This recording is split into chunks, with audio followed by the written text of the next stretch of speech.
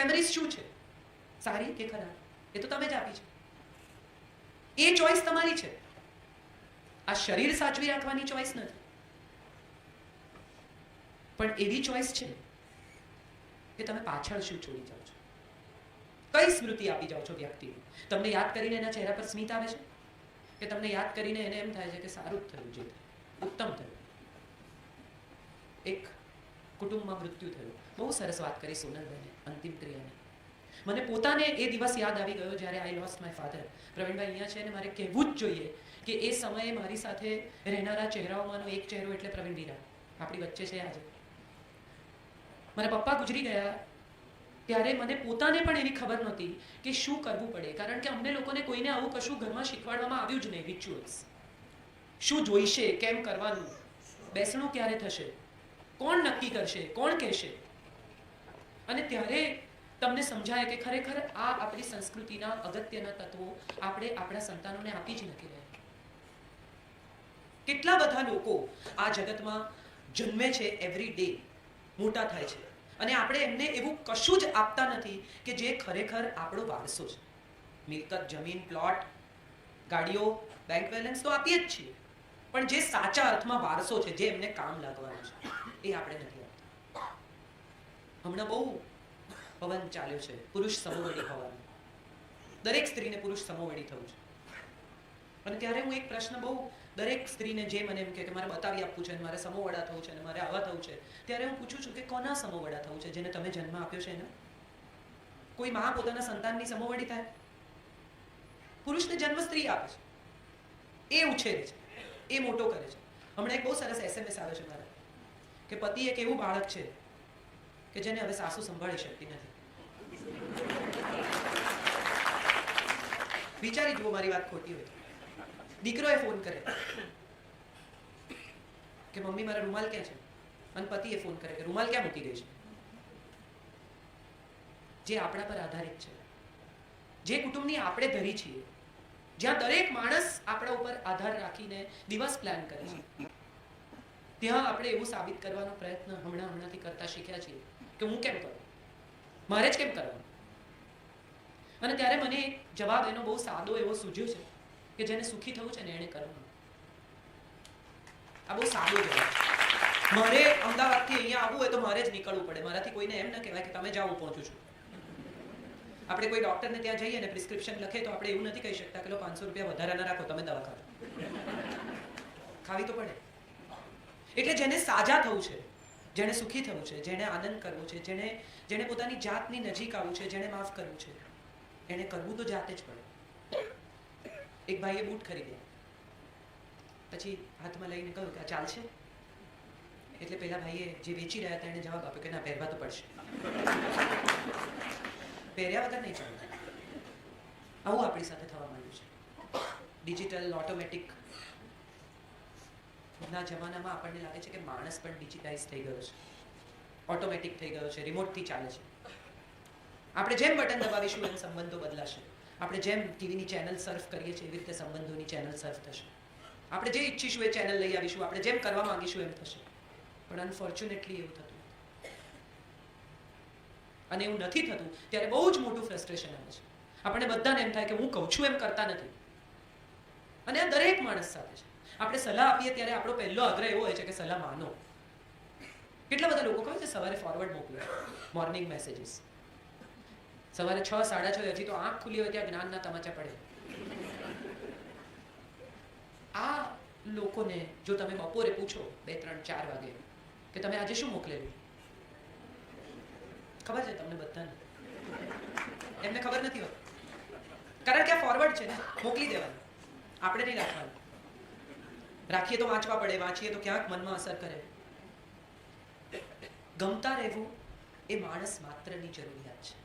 કોઈ મને ચાહે, કોઈ મારી રાહ જુએ, કોઈ મને પ્રેમ કરે, કોઈકને હું ગમું, આ દરેક માણસની જરૂરિયાત છે. માણસ માત્ર ગરમ લોહીનું પ્રાણી છે. એને સ્પર્શ, વ્હાલ, પ્રેમ, સ્નેહ, આદર, સન્માન, લાગણી, સંવેદના ગમે છે. મજાની વાત એ છે કે આ શબ્દો આપણી ભાષા પાસે છે. અંગ્રેજીમાં એક જ શબ્દ છે, લવ. આટલું વેરિએશન લાગણીના બાયફર્કેશનનું માત્ર આપણી ભાષા પાસે છે. અને આપણે બધા હવે અંગ્રેજી તરફ દોડી રહ્યા છીએ. વેસ્ટમાંથી આવેલી સમજ, વેસ્ટમાંથી આવેલું જ્ઞાન, વેસ્ટમાંથી આવેલી બુદ્ધિ, વેસ્ટમાંથી આવેલી દલીલો. તમે જોજો કેટલાક લોકો લડે ને તો દલીલ અંગ્રેજીમાં કરે. પાવરની ભાષા છે, આર્ગ્યુમેન્ટની ભાષા છે, જીતવાની ભાષા છે અંગ્રેજી, સ્નેહની ભાષા નથી. આપણી ભાષા તો એ છે જેમાં આપણને સપના આવે. કોઈને અંગ્રેજીમાં સપના આવે? ઇંગ્લિશ મીડિયમ સ્કૂલમાં ભણતું હોય ને એ બાળકને પણ સપનું તો ગુજરાતીમાં જ આવે. આપણે હાલરડા ભૂલી ગયા છીએ. એટલે આપણું બાળક આપણી સાથે દલીલો કરતું થઈ ગયું છે. જે માએ હાલરડા ગાઈને કોળિયા ભરાવીને બાળકને ઉછેર્યું છે ને, એ માના ઘરમાં એક વાત નક્કી છે કે ગુસ્સે થયા પછી પણ બાળક આવીને સોરી કહી જશે. કારણ કે એને એવી ખબર છે કે આ યાર ખોટું તો થયું જ છે. કારણ કે એને હાલરડા યાદ છે. એની સાવ સબકોન્શિયસમાં એ હાલરડા ચાલી ગયા છે. એને ખબર પણ નહોતી, જ્યારે એને ભાષા પણ નહોતી ખબર ત્યારે એને નાદની ખબર હતી, એ રિધમની ખબર હતી. નરસિંહ મહેતાના બધા જ પ્રભાતિયા ઝૂલણામાં લખાયા છે. અને ઝૂલણા એ હિંચકાનો, ઘોડિયાનો ઢાળ છે. અખિલ બ્રહ્માંડમાં એક તું શ્રી હરિ, આ ઝૂલણા છે. બાળક સૂતું હોય ત્યારે માં જે ગાઈને એને જગાડે એ પ્રભાતિયા છે. અને ત્યાં ઈશ્વરની આરાધનાની સાથે સાથે એ સુર એના મનમાં બેસી જાય. એ આપણી ભાષા છે, એ આપણો વારસો છે, એ આપણો વૈભવ છે. પણ આપણે બધા ભૂલી ગયા છીએ. ખરેખર તો સૂર્યને પણ ડૂબવા માટે પશ્ચિમમાં જવું પડે છે અને ઉગવા માટે પૂર્વમાં આવવું પડે છે. આપણે પૂર્વના લોકો છીએ, પણ આપણને થઈ ગયું કે આ જ સંસ્કૃતિ સાચી, દ્રાક્ષની, રુદ્રાક્ષની નહીં.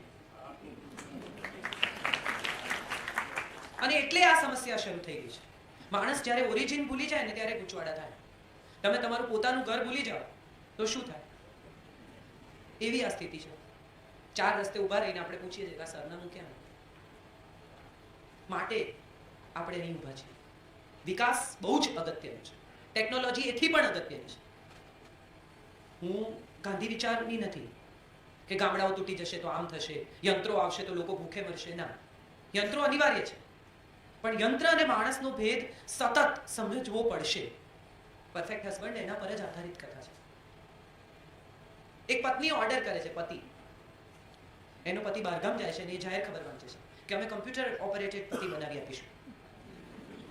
કેટલી મજા પડે છે બધાને. અને એ ઓર્ડર કરે છે કે 4 ચેનલ ચાલવી જોઈએ, એટીએમ હોવું જોઈએ, દર કલાકે મને આઈ લવ યુ કહેવું જોઈએ, હું મમ્મી સાથે ફોન પર વાત કરતી હોઉં ત્યારે મને ડિસ્ટર્બ નહીં કરવું. આવું બધું ફીડ કરીને આવે છે પતિ. સ્કેટ ઉપર લઈને આવે છે, પછી એ કહે છે કાં તો કંઈ બોલતો નથી, ચાલતો નથી, તો કે તમે અપ્રૂવ કરો પછી એક્ટિવેટ કરો. એટલે એને અપ્રૂવ કરે છે, પછી પતિને એક્ટિવેટ કરે છે. પછી એની બેનપણીઓને જોવા બોલાવે છે કે જો મેં પતિ મંગાવ્યો છે. અને બેનપણીઓ ગમે એમ બટન દબાવે છે અને પતિ બગડી જાય છે.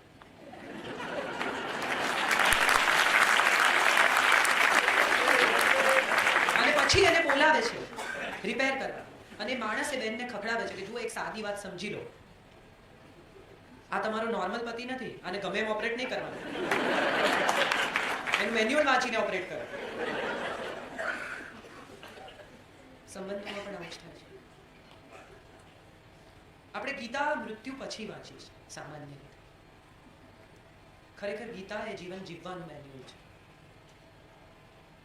આપણે કોઈ નવું મશીન લાવીએ, એને પ્લગ ઇન કરીએ, એના બટન દબાવીએ, ધડાકા થઈ જાય, બધું પૂરું થઈ જાય, બળી જાય એની કોઇલ, પછી મેન્યુઅલ વાંચીએ તો શું ફાયદો? ગીતાનું એવું થાય છે. આપણે મૃત્યુ પછી ગીતાના પાઠ કરાવીએ છીએ. ગીતા તો જીવન જીવવાનું મેન્યુઅલ છે.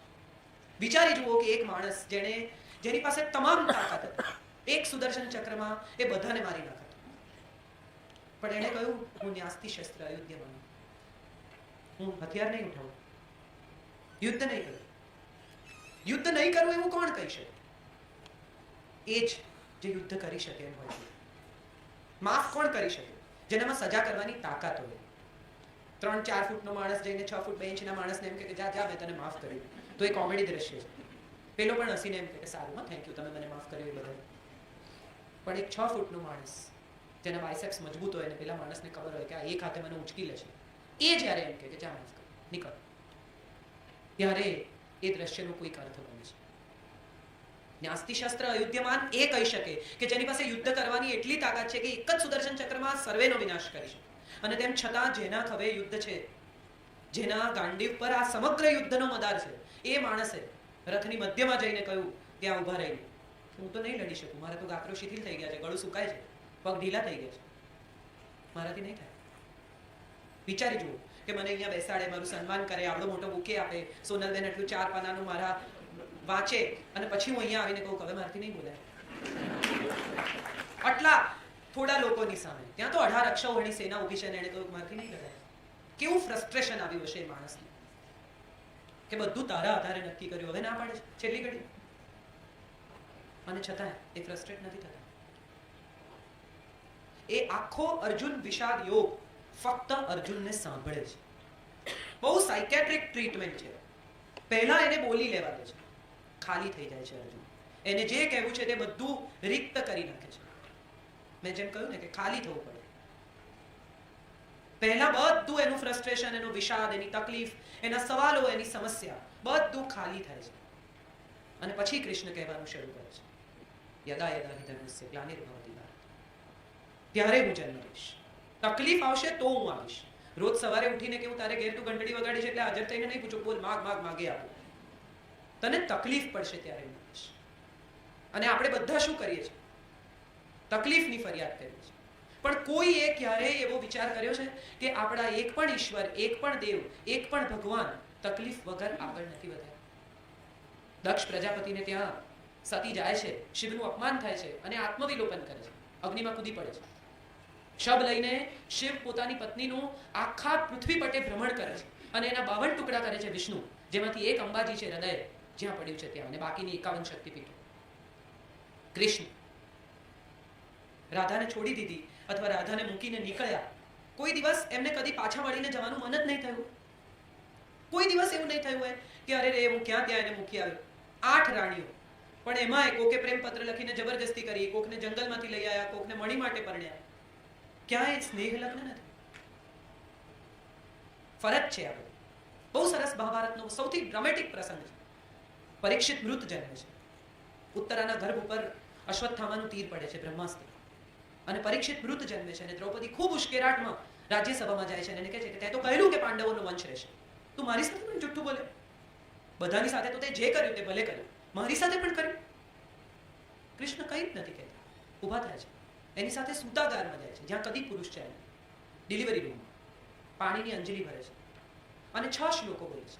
આ મહાભારતનો સૌથી ડ્રામેટિક પ્રસંગ છે. અને 6 શ્લોકો અંજલિમાં પાણી ભરીને બોલે છે અને કહે છે કે મેં જો પાંડવોનું શ્રેય ઈચ્છ્યું, હંમેશા એમનું સારું ઈચ્છ્યું. સુંદર કોન્સેપ્ટ છે જૈનત્વનો, શ્રેય અને પ્રેય. તમારું પ્રિય જે છે એ તમારું શ્રેષ્ઠ નથી, ને જે તમારું શ્રેષ્ઠ છે એ તમને પ્રિય હોય એવું જરૂરી નથી. કડવી દવા આપણને પ્રિય નથી પણ એ શ્રેષ્ઠ છે. ઉપવાસ આપણને પ્રિય ન પણ હોય પણ એનાથી હેલ્થ સારી રહે છે. સૌથી વૈજ્ઞાનિક ધર્મ છે જૈન, સૌથી યંગ ધર્મ છે. કઈ સિઝનમાં કયું ન ખાવું એ આયુર્વેદ પ્રમાણે ડિઝાઇન કરવામાં આવ્યું છે. ધર્મને અને વિજ્ઞાનને જોડવામાં આવ્યું હોય એવા ભાગ્યે જ ધર્મો આપણને મળ્યા છે, અને એમાંનો એક ધર્મ છે. એટલે કહે છે કે મેં પાંડવોનું શ્રેય કર્યું હોય તો આ બાળક જીવતું થાય. મેં કશું મિથ્યા આચરણ ન કર્યું હોય તો આ બાળક જીવતું થાય. મિથ્યા બહુ ઇન્ટરેસ્ટિંગ શબ્દ છે. એ અસત્ય નથી કહેતા, એ મિથ્યા કહે છે, કારણ વગર. મિથ્યા એટલે અકારણ. કોઈ કારણ વગર મેં આવું ન કર્યું હોય તો આ બાળક જીવતું થાય. અને છેલ્લે બહુ સુંદર છેલ્લો શ્લોક છે જેમાં એ કહે છે કે મેં જો સતત બ્રહ્મચર્યનું પાલન કર્યું હોય તો આ બાળક જીવતું થાય. પરીક્ષિત રડે છે, સજીવન થાય છે. કૃષ્ણ કંઈ જ બોલતા નથી ને ત્યાંથી જતા રહે છે.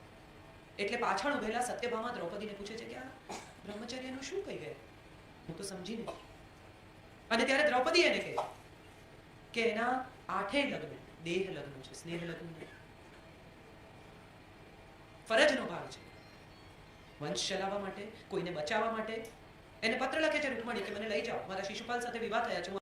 ઘણા ઘરોમાં આપણે નથી જોતા કે દાદા બોલતા હોય જોર જોરથી ગુસ્સે થઈને, અને બધા પોતાનું કામ કરતા હોય. કોઈક શાક સમરતું હોય, કોઈ કંઈ બીજું કરતું હોય, કોઈ પોતાના કપડાં સુકવવા જતું રહે, કોઈ ત્યાં ઊભું નથી.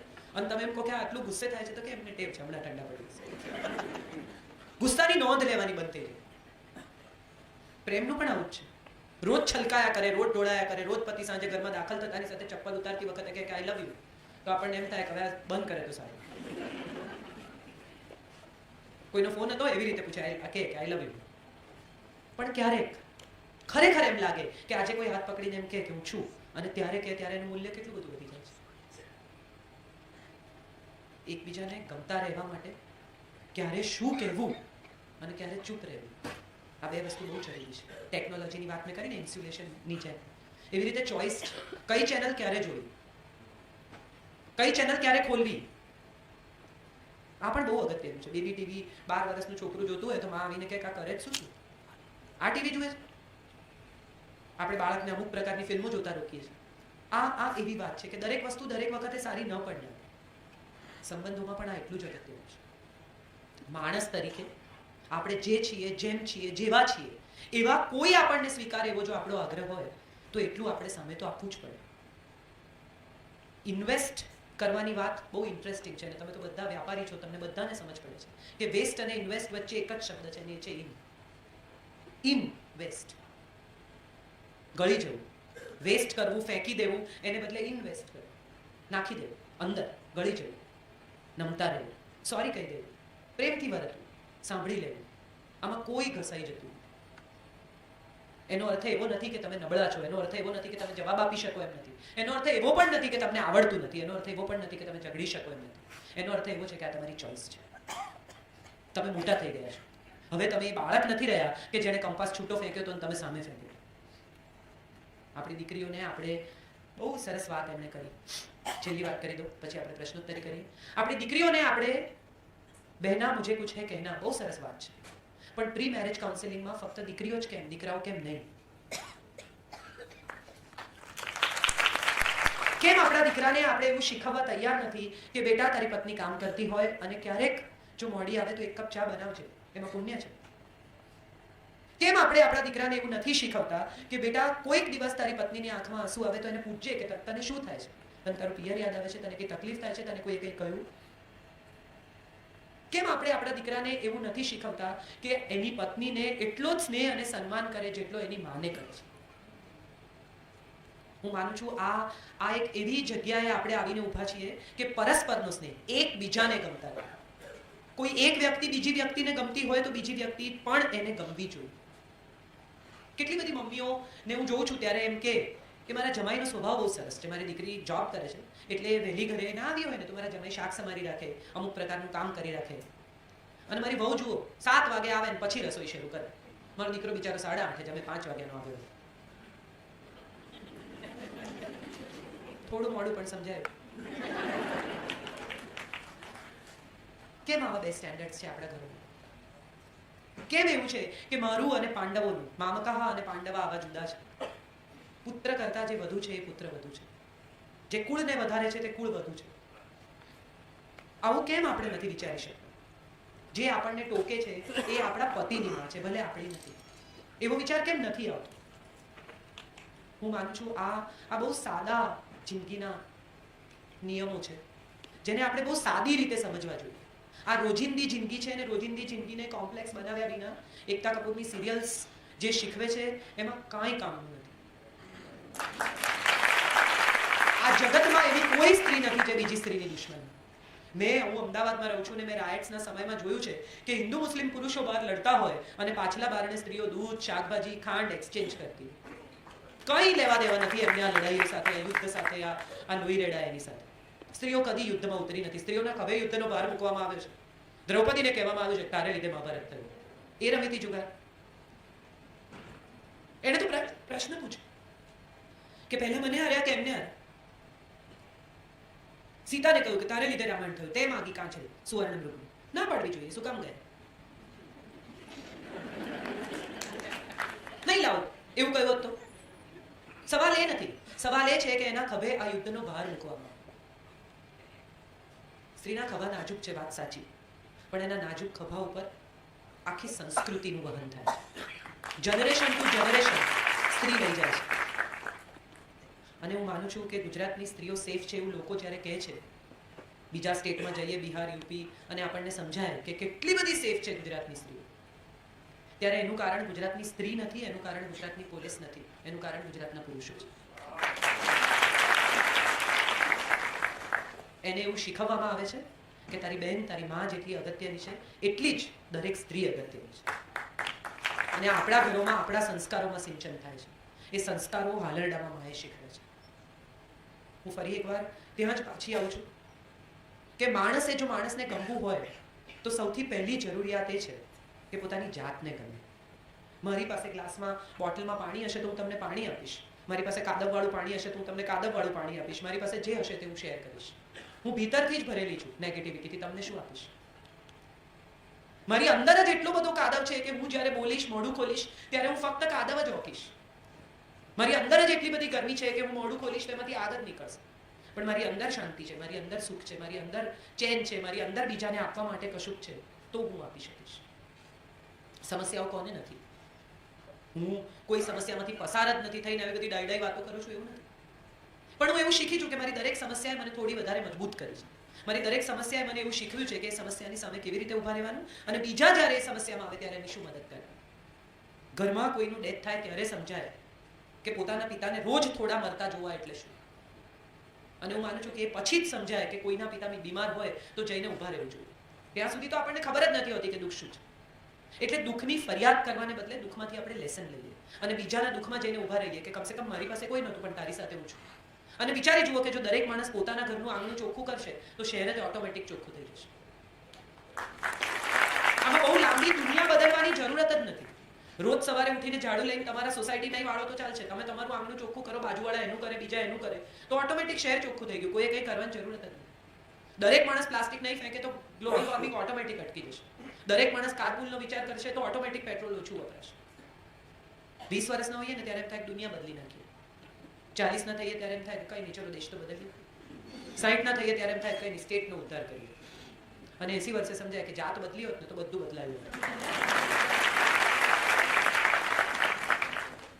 સો એટલું કરીએ કે આજે એટલું નક્કી કરીએ કે આ 1 કલાક પછી ફક્ત તાળીઓ પાડવાને બદલે એવો નિયમ લઈએ કે કોઈને દુઃખ થાય એવું નહીં બોલું.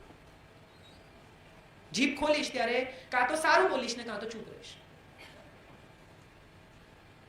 બીજી નાનકડી વસ્તુ કે જેને જેને સોરી કહેવું છે, જેને જેને થેન્ક યુ કહેવું છે, જેને જેને કહેવું છે કે તમે મને બહુ ગમતા હતા, હું તમને ચાહું છું, એને કહી દઈએ. આપણે બધા માતા પિતાના મૃત્યુ પછી તકતી મુકાવીએ છીએ. પણ માતા પિતા જીવતા હોય ત્યારે એની બાજુમાં બેસીને એની પાસે 10 મિનિટ આપણી પાસે નથી કે વાત કરીએ. ત્યારે પૈસા કમાઈએ છીએ એ તકતી મુકાવવા માટે. દરેક માણસ જિંદગીના પહેલા 50 વર્ષ શરીર ઘસીને પૈસા કમાય છે અને પછી એ કમાયેલા પૈસા પેલું ઘસાયેલું શરીર રિપેર કરવામાં વાપરી નાખે છે. મારો એક બિલ્ડર મિત્ર છે, મને રોજ કહે મારે 100 કરોડ રૂપિયા જોઈએ છે, મારે 100 કરોડ રૂપિયા જોઈએ છે. એટલે એક દિવસ મેં પૂછ્યું ચાલ હિસાબ કરીએ શેને માટે જોઈએ છે.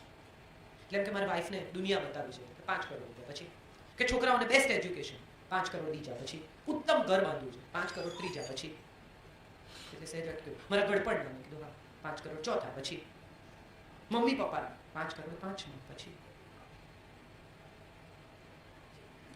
25 એની પાસે આજે પણ છે. પેલા 75 નથી ને એમાં 25 એન્જોય નથી કરતો. મને બહુ આનંદ થયો જયાબેનની વાત સાંભળીને. પૈસા કમાવા ને એ એટલું અઘરું નથી, દાઉદ પણ કમાય છે. પૈસા ક્યાંક ખર્ચવા ને એ બહુ અઘરું છે. પૈસા ક્યાંથી આવે છે એ સમજવાનું બહુ અઘરું નથી, પણ પૈસા ક્યાં જાય છે ને એના પર ધ્યાન રાખવું બહુ જરૂરી છે. અને એ આ ફેમિલી અહીંયા કરી રહ્યું છે, તમે બધા કરી રહ્યા છો. મને બહુ આનંદ છે કે હું આજે આવા પ્રસંગે આવા લોકોની વચ્ચે છું કે જે દરેક માણસ અહીંયા જગડું છે. દરેકના હૃદયમાં ક્યાંક જગડું છે. દરેકને સમાજ માટે, દેશ માટે, ધર્મ માટે કંઈ કરવું છે. બહુ બહુ રેર ઓડિયન્સ આવું હોય છે કે જ્યાં દરેક માણસ સાથે તમને કમ્યુનિકેટ કરવાનું ગમે, મન થાય. બહુ આનંદ થયો આ જગ્યાએ આવીને અને સુમતિની પ્રવૃત્તિઓ જાણીને. બહુ ઓનેસ્ટલી અને બહુ પ્રામાણિકતાથી મારે સ્વીકારવું જોઈએ કે મેં વિનોદભાઈને કહેલું કે ભાઈ હું મારા ટાઈમે આવીશ, મને આ બધું નથી સાંભળવું. પણ મને આનંદ છે કે આ મેં સાંભળ્યું. હું મારે વિનોદભાઈનો આભાર માનવો જોઈએ કે એમણે આગ્રહ રાખ્યો કે તું વહેલી આવ. કારણ કે સામાન્ય રીતે આગળની ફોર્માલિટી બાકીના કાર્યક્રમોમાં ઘણીવાર એવું હોય કે મુખ્ય વક્તા ધીરે ધીરે મુખ્ય શ્રોતા થઈ જાય. ફલાણા ભાઈ ઢીકણાનું અભિવાદન કરશે ને ફલાણા આને પિન પહેરાવશે ને આને ટાઈ પહેરાવશે ને આને મોમેન્ટો આપશે અને બધા સમય દરમિયાન આપણે અહીંયા બેસીને ઓડિયન્સ ગણ્યા કરવાની 1 2 3 4 5 6 7 8 પહેલા 2 કલાક એમ જાય. એટલે હું જનરલી આવું વર્તન કરતી હોઉં છું કે ભાઈ હું મારા સમય આવીશ, મને વહેલી બોલાવશો નહીં. પણ મને બહુ આનંદ છે અને હું વિનોદભાઈની હૃદયપૂર્વક આભારી છું કે આવી સંસ્થા અને આવો પરિચય મને આજે થયો. હું ક્યાંય પણ કોઈ પણ રીતે કામ આવી શકું, કોઈ પણ વર્કશોપમાં, કોઈ પણ રીતે, તો પ્લીઝ મને યાદ કરજો. મને બહુ આનંદ થશે. ગોવર્ધન તો કોઈક જ ઉપાડે છે, આપણે તો ખાલી આંગળી અડાડીએ છીએ અને આપણને એમ થાય છે કે આપણે પણ એમાં જ છીએ. એટલે આંગળી હું અડાડી શકું તો મને લાગશે કે મેં કંઈ કર્યું છે. બહુ જ આભારી છું તમારા બધાને કે આટલી શાંતિથી અને આટલી ધીરજથી મને સાંભળ્યા. Thank you so much.